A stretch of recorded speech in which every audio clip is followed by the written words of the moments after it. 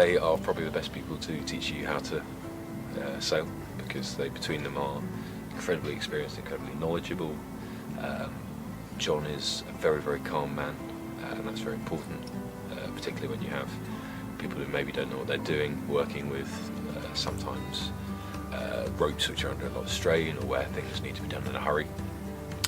A phrase that I've picked up from him, I think, which he uses sometimes is as soon as you like. So get that rope on as soon as you like, which means very quickly.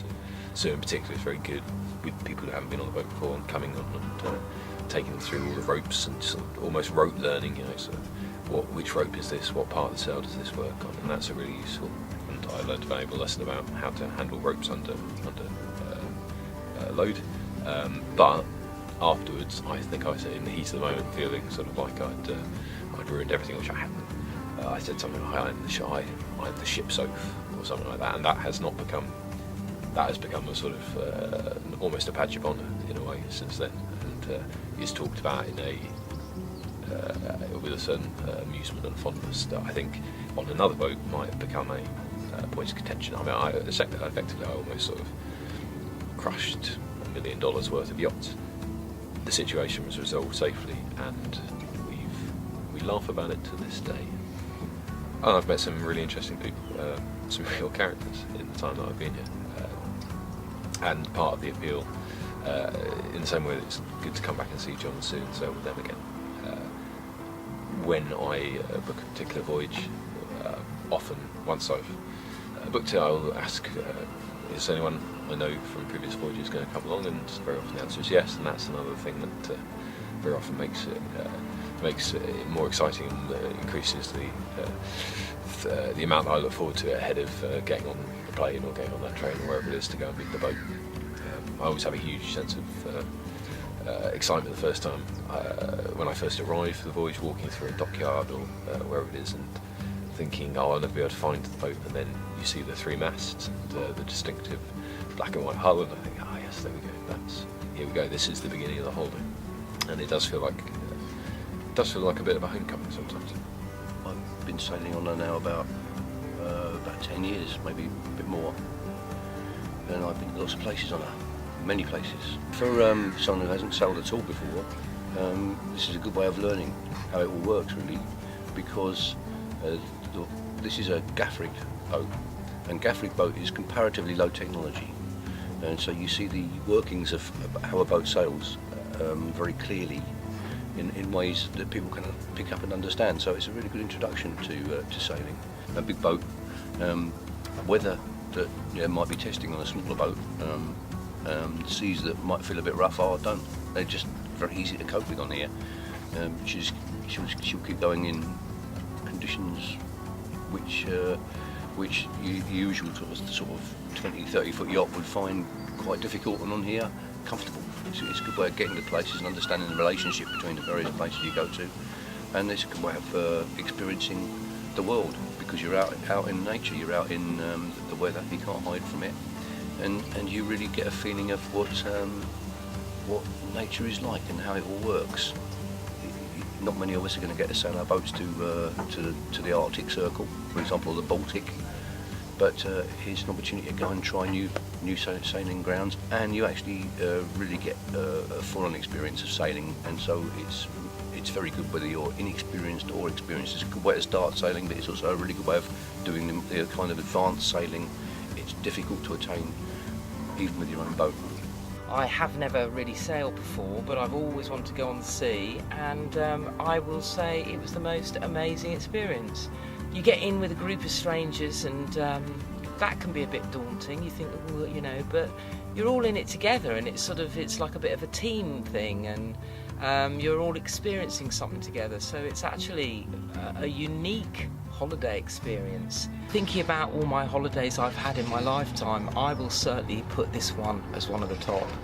So if you really do have any inkling that you'd like to come on a boat, get hold of Trinovante. Sue and John are really easy to talk to, and come and get involved. It's fantastic, and I will certainly be coming again.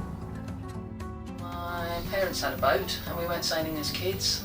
5 children and 2 dogs on a 24-foot little boat. We'd get bored if it was just the 2 of us. John and I, we'd be bored as anything. We'd be sat there thinking, oh, what are we going to do today then? I don't know. It's a very hands-on thing and it's very immediate, so in some ways there's no other way to do it than just get on board and do it and get stuck in.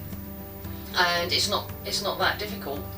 The initial stuff to make sure people feel safe on board, they feel happy, they can get in and out of the hatches, they know how to work the loo, get water out the tap, all that sort of stuff.